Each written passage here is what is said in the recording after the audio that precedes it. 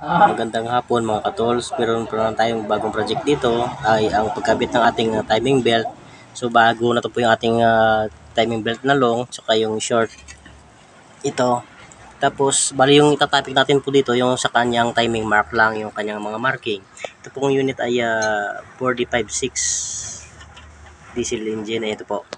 Ito yung ating camshaft pulley. Camshaft pulley, ito po yung pinaka-timing niya. So bali ito po yung timing mark, yung kanya sa may dot. Papantay mo lang po yan. Tapos the same time yung ating injection pump. Ito yung ating marking. Ito po. Injection pump. Pulley. Yung ating balancer. Dalawang balancer. Ito po. Ayan. Balancer na isa. Maliit.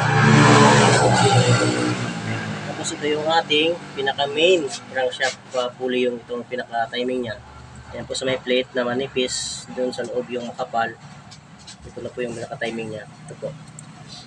At ayan lang po ang timing ng ating Mitsubishi 4D56 timing belt, yung kanyang timing mark. Salamat po.